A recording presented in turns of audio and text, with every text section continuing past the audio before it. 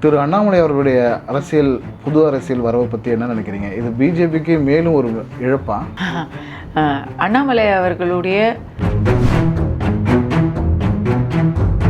இந்த முன்னெடுப்பு இன்று வரை அரசியல் இயக்கமாக கட்சியாக மாறவில்லை. இந்த நிமிஷம் வரைக்கும்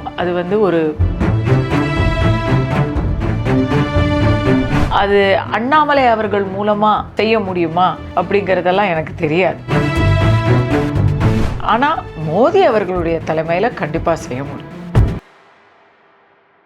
திரு அண்ணாமலை அவர்களுடைய அரசியல் புது அரசியல் வரவை பற்றி என்ன நினைக்கிறீங்க? இது பிஜேபிக்கு மேலும் ஒரு இழப்பா?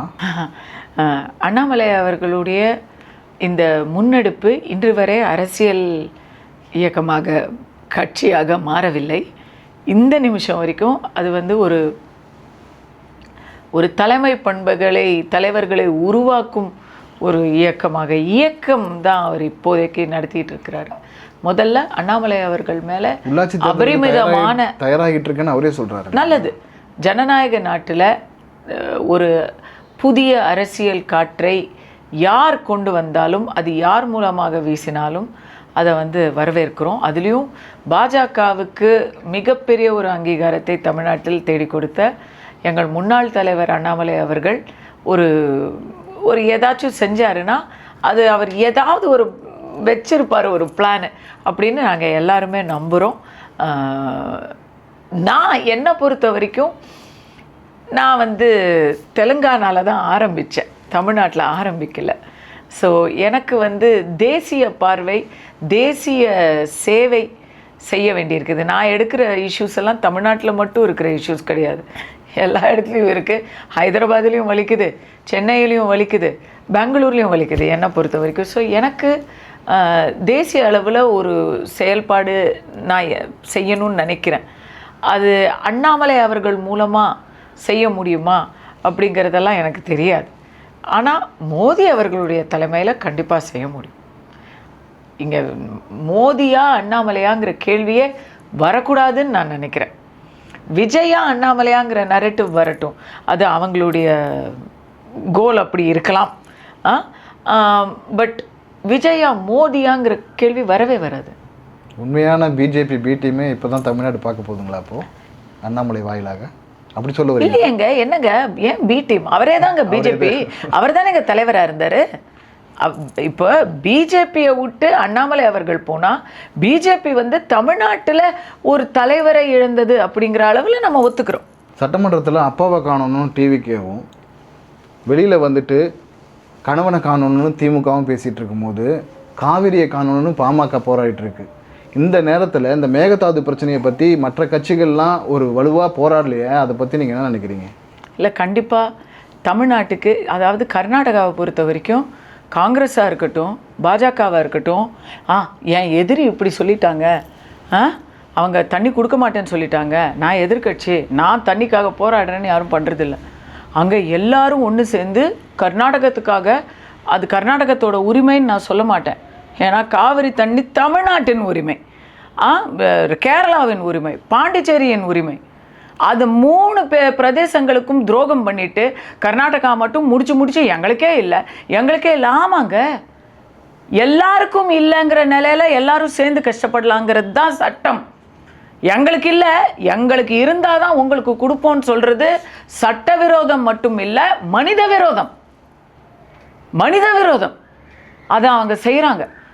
அவங்க அதை மேகதாத்து அணையை கட்டுறங்கிறது வயிற்றுல அமிலம் சுரக்குது. இதை கண்டிப்பாக நாம் இதை சொல்கிற மாதிரி மற்ற விஷயங்கள்லாம் ரீல்ஸ் கண்டென்ட்டுக்கு ஓகே. உண்மையான தமிழனுடைய பிரச்சனைங்க இது. இன்றைக்கி இங்கே ரீல்ஸ் பார்த்துட்டு இருக்கிற ஜென்ஜிக்கு இது பிரச்சனையாக தெரியாமல் இருக்கலாம். ஏன்னா உங்களுக்கு கொலையாவை திறந்தால் தண்ணி வருது, நாளைக்கு தண்ணி வரலைன்னா சோறு கிடைக்காது, தற்கொலை தான் பண்ணிப்பாங்க விவசாயிகள். இதை எப்படி நாம் இன்னும் எஸ்கலேட் பண்ணாமல் இருக்கோம்? விஜய் அவர்கள் போயிட்டு மோடி அவர்களை சந்திக்கும் போது இத்தினூண்டு ஒரு கோரிக்கையை மட்டும் வச்சுட்டு வர்றாரு. இத்தினூண்டு பல கோரிக்கைகளில் அது நடுவில் செருகி வச்சுருக்குறாங்க. அது பத்தாது, ரொம்ப சீரியஸான ஒரு விஷயம். இதுக்கு 3 ஸ்டேட் ஒன்றுபட்டு கர்நாடகாவுக்கிட்டேருந்து நியாயத்தை வாங்கணும், இல்லைன்னா ரொம்ப பிரச்சனை. நான் இது கோர்ட்டிலலாம் தீர்ப்பெல்லாம் கொடுத்துட்டாங்க, செயல்படுத்த மாட்டேங்கிறாங்க கர்நாடகா. கோர்ட்டு எத்தனை தரங்க சொல்லும்? ஒவ்வொரு தரமும் கோர்ட்டுக்கு அவங்க போகும்போதெல்லாம் நம்ம தான் காம்ப்ரமைஸ் ஆகிறோம். 100 அடி தண்ணியிலேருந்து 50 அடி, 90, 50, 18 அடிக்கு வந்தாச்சு.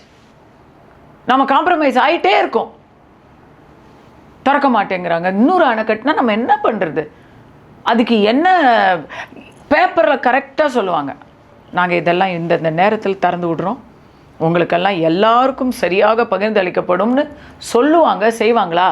இது வரைக்கும் செய்யலை. இல்லை, ஒவ்வொரு தரமும் இவங்க சொன்னதையும் இவங்க செய்யலை. கோர்ட்டில் போய் இவங்களே ஒப்புக்குவாங்க, ஆமாம் நாங்கள் திறந்து விடுறோம். 40 அடி அந்த கியூசெக்கு 40,000 கியூசெக்கோ ஏதோ இந்த போன வருஷம் திறந்து விட வேண்டியது, மழை வந்துருச்சு கர்நாடகாலன்னு சொல்லி முன்னாடியே திறந்து விட்டாங்கங்க. வரலைன்னா சுத்தமாக கொடுத்துருக்க மாட்டாங்க.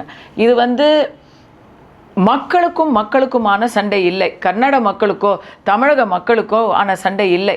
ஆனால் அங்கே இருக்கக்கூடிய அரசியல்வாதிகள் எல்லோரும் மனிதர்கள் அப்படிங்கிறத தாண்டி சுயநலமாக சிந்திக்கிறாங்க. அது நான் எவ்வளோ டென்ஷன் ஆகிட்டேன். பெண்களுக்கு விரோதமாக தொடர்ந்து சமூக வலைதளங்களில் நடக்கிற அந்த தாக்குதலை பற்றி எப்படி நினைக்கிறீங்க? இது அனதர் ரீசன். தாவேக்கா டிஎம்கே 2.0 அப்படின்னு ரொம்ப வேகமாக கேட்சப் ஆகுறது இந்த ஒரு விஷயத்தில். ஏதாவது யாராவது ஒரு சின்ன விமர்சனம் சொல்லிட்டா உடனே வச்சு செய்கிறாங்க. இது எப்போவுமே அவங்க விஜய் ரசிகர்களே விஜய் நடிகராக இருக்கும் பொழுதே அதை செய்வாங்க. அதுக்கு அந்த தன்யா கேஸ் எல்லாம் சான்றெல்லாம் இருக்குது. இப்போது அரசியல் அதிகாரமும் கிடச்சி போச்சு. இன்னும் உஷாராக விர்ச்சுவல் வாரியர்ஸாக இந்த தாக்குதல் நடவடிக்கையில் ஈடுபடுறத குறைக்கணும். ஏன்னா இது நீங்கள் நடிகருக்கு செய்யும் பொழுது அது நடிகரை பாதிக்காது. ஆனால் முதலமைச்சரை செய்யும்போது முதலமைச்சரை மட்டுமல்லாமல் மக்களையும் பாதிக்கும். பெண்கள் பாதுகாப்புங்கிறது ஏற்கனவே அதுக்காக தான் ஓட்டு போட்டிருக்கோம். திமுகவில் இல்லவே இல்லை அப்படிங்கிறதுனால அங்கே கிரிமினல்ஸ், அதாவதுங்க அங்கே குற்றம் செய்கிறவங்களே அவங்க கட்சிக்காரங்களாகவே இருப்பாங்க. அவங்களுக்கு கேஸ் போடுறதுக்கு கூட சோஷியல் மீடியாவில் நம்ம அதை ஆம்ப்ளிஃபை பண்ணணும். அப்போ தான் கேஸ் போடுவாங்க. எஃப்ஐஆர் கூட எடுக்கல அண்ணா யூனிவர்சிட்டியில். அது வெளியே நியூஸ் ஆகிற வரைக்கும் உங்களுக்கு நினைவு இருக்கலாம். இங்கே அப்படி இல்லை. ஏதோ உடனடியாக இந்த 6 பாலியல் குற்றங்கள் ஒரே நாளில் வெளிவந்தது. போக்சோ 6 போக்சோ பிரச்சனை. அதில் எல்லாத்துலேயுமே இவங்க உடனடியாக நடவடிக்கை எடுத்திருக்காங்க. அதில் 6 பற்றியும் எனக்கு தெரியல, பட் 3 கேஸில் உண்மையான குற்றவாளிகளை கண்டுபிடிச்சி உடனடியாக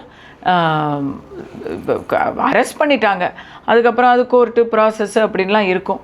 என்னை பொறுத்த வரைக்கும் விஜய் அவர்களுக்கு வரலாற்றில் ஒரு நீங்காத இடம் வேணும்னு நினச்சாங்கன்னா தமிழகத்தில் சட்டங்களை இருக்கலாம், தண்டனைகளை பெருக்கலாம், உடனடி நிவாரணம் பாலியல் குற்றங்களுக்கு அப்படின்னு கொண்டு வந்தால் நல்லாயிருக்கும்.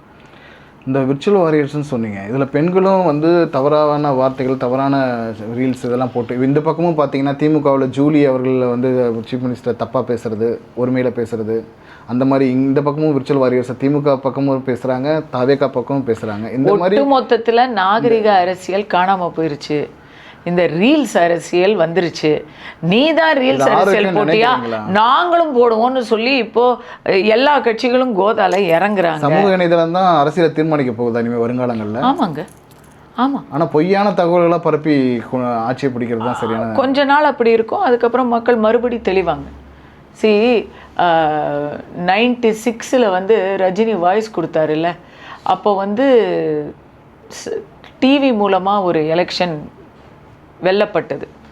அதுக்கு அடுத்த எலெக்ஷன் நீங்கள் பார்த்தீங்கன்னா it was won by Facebook. It was won on Facebook. அதுக்கு அடுத்த அரசியலை பார்த்தீங்கன்னா it was won on WhatsApp. Today this election won on Instagram. But அடுத்தது இன்னொன்று வரும்.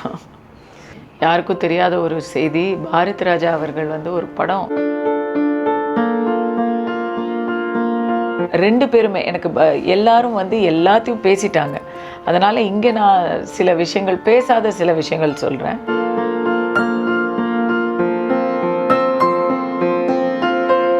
பாலுங்கிறது உங்கள் பேர், தேவருங்கிறது நீங்கள் படித்து வாங்கின பட்டமா,